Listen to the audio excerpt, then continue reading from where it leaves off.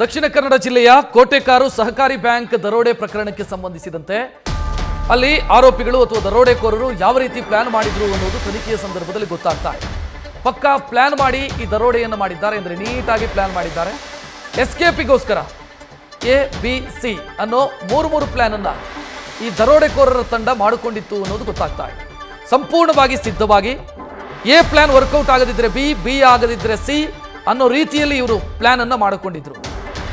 ದರೋಡೆ ಮಾಡಿದ ನಂತರ ಎಸ್ಕೇಪ್ ಯಾವ ರೀತಿ ಆಗಬೇಕು, ಯಾವ ರೂಟಲ್ಲಿ ಎಸ್ಕೇಪ್ ಆಗಬೇಕು, ಪೊಲೀಸರಿಗೆ ಯಾವ ರೀತಿ ಚಳ್ಳೆಹಣ್ಣು ತಿನ್ನಿಸಬೇಕು, ತನಿಖೆಯಲ್ಲಿ ದಾರಿ ತಪ್ಪಿಸೋದು ಹೇಗೆ, ಇದೆಲ್ಲವನ್ನ ಕೂಡ ನೀಟಾಗಿ ಪ್ಲಾನ್ ಮಾಡಿಯೇ ಈ ದರೋಡೆಯನ್ನ ಮಾಡಿದ್ದಾರೆ ಅನ್ನೋದು ಪೊಲೀಸರ ತನಿಖೆಯ ಸಂದರ್ಭದಲ್ಲಿ ಗೊತ್ತಾಗ್ತಾ ಇದೆ.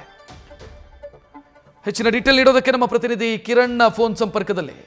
ಕಿರಣ್, ವೃತ್ತಿಪರ ಕ್ರಿಮಿನಲ್ಸೇ ಇದನ್ನ ಮಾಡಿದ್ದಾರೇನೋ ಅಂತ ಅನಿಸ್ತಾ ಇದೆ ಹಂಗಿದ್ರೆ? ಖಂಡಿತ ರಕ್ಷತ್, ಯಾಕಂದ್ರೆ ಅವರ ಮೋಡ್ ಆಫ್ ಆಪರೇಂಡಿ ಆಗ್ಬೋದು, ಅವ್ರು ಬಂದ ರೀತಿ, ಎಸ್ಕೇಪ್ ಆದ ರೀತಿ, ಪೊಲೀಸರಿಗೆ ದಾರಿ ತಪ್ಪಿಸದ ರೀತಿ ಎಲ್ಲವೂ ನೋಡಿದ್ರೆ ತುಂಬಾ ಫುಲ್ ಪ್ರೂಫ್ ಪ್ಲಾನ್ ಮಾಡ್ಕೊಂಡೇ ಬಂದಿದ್ದು. ಮತ್ತೆ ಒಂದು ಈ ಹಿಂದೆ ಕೂಡ ಹಲವಾರು ದರೋಡೆ ಪ್ರಕರಣಗಳಲ್ಲಿ ಶಾಮೀಲಾಗಿದ್ದವರೇ ಇದನ್ನ ಮಾಡಿದ್ದಾರೆ ಅನ್ನೋದು ಈಗ ಸ್ಪಷ್ಟವಾಗ್ತಾ ಇರುವಂತದ್ದು. ಪೊಲೀಸರು ಅದೇ ದಿಕ್ಕಿನಲ್ಲಿ ತನಿಖೆ ನಡೆಸ್ತಾನೆ ಇದ್ದಾರೆ. ಪಕ್ಕ ಈ ಹೇಗೆ ಬರಬೇಕು, ಯಾವಾಗ ಎಷ್ಟು ಗಂಟೆಗೆ ಲೂಟಿ ಮಾಡಬೇಕು, ಎಷ್ಟು ನಿಮಿಷದ ಅಂದ್ರೆ 5 ನಿಮಿಷದಲ್ಲಿ ಆ 5 ನಿಮಿಷ ಎಷ್ಟು ಆಗುತ್ತೆ ಅಷ್ಟು, ಅದರಂತ 1 ನಿಮಿಷ ಕೂಡ ಇರಬಾರ್ದು ಅನ್ನೋ ಒಂದು ಪ್ಲಾನ್ ಅನ್ನೇ ಮಾಡ್ಕೊಂಡು ಬಂದಿದ್ದಾರೆ ಅನಿಸ್ತಾ ಇದೆ. ಯಾಕಂತ ಹೇಳಿದ್ರೆ 5 ನಿಮಿಷದಲ್ಲಿ ಎಷ್ಟು ಸಿಗುತ್ತೆ ಅಷ್ಟು ಅದನ್ನ ದೋಚ್ಕೊಳ್ಳೋಕೆ ಹೋಗ್ಬೇಕು. ಯಾಕಂದ್ರೆ 5 ನಿಮಿಷ ಲೇಟ್ ಆದ್ರೂ ಕೂಡ ಪೊಲೀಸ್ ರೆಸ್ಪಾಂಡ್ ಮಾಡ್ತಾರೆ ಅನ್ನೋದು ಗೊತ್ತಿತ್ತು. ಈ ಹಿನ್ನೆಲೆಯಲ್ಲಿ ಕೇವಲ 5 ನಿಮಿಷದಲ್ಲೇ ಇಡೀ ಬ್ಯಾಂಕ್ ಇಂದ ಎಷ್ಟು ಆಗುತ್ತೆ ಅಷ್ಟು ಬಂಗಾರವನ್ನು ಲೂಟಿ ಮಾಡಿ ಅವ್ರು ಹೋಗಿದ್ದಾರೆ. ಒಂದು ಪ್ಲಾನ್ ಪ್ರಕಾರ plan 1, plan B, plan C, ಈ ತರ plan A, plan B, plan C, ಈ ತರ ಎಲ್ಲವನ್ನ ಮಾಡ್ಕೊಂಡು ಬಂದಿರುವಂತದ್ದು ಈಗ ಗೊತ್ತಾಗ್ತಾ ಇರುವಂತದ್ದು.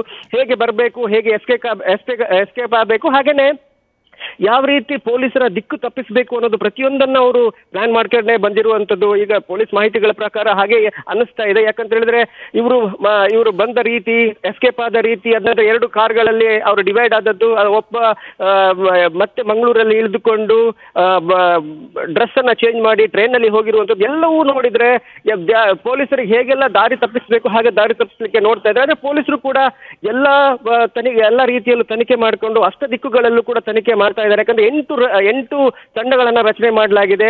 ಅದು 5 ಇಲ್ಲಿಯ ಪೊಲೀಸರಾಗಿದ್ರೆ ಮತ್ತೆ 3 ತಂಡಗಳನ್ನು ಇಲ್ಲಿ ಯಾರು ಸರ್ವಿಸ್ ಮಾಡಿದ್ರು ಈ ಹಿಂದೆ ಮಂಗಳೂರು ಹಾಗೇನೆ ಉಳ್ಳಾಲ ಭಾಗದಲ್ಲಿ ಯಾರೆಲ್ಲ ಪೊಲೀಸ್ ಅಧಿಕಾರಿಗಳು ಸರ್ವಿಸ್ ಮಾಡಿದ್ರು ಅವರನ್ನ ಒಂದು ತಂಡವಾಗಿ ರಚನೆ ಮಾಡಲಾಗಿರುವಂತದ್ದು. ಈ ಹಿನ್ನೆಲೆಯಲ್ಲಿ ಅತಿ ಶೀಘ್ರದಲ್ಲೇ ಈ ಒಂದು ಸಕ್ಸಸ್ ಸಿಗುತ್ತೆ ಅನ್ನೋ ಒಂದು ವಿಶ್ವಾಸ ಕೂಡ ಪೊಲೀಸ್ ಅಧಿಕಾರದಾಗಿದೆ.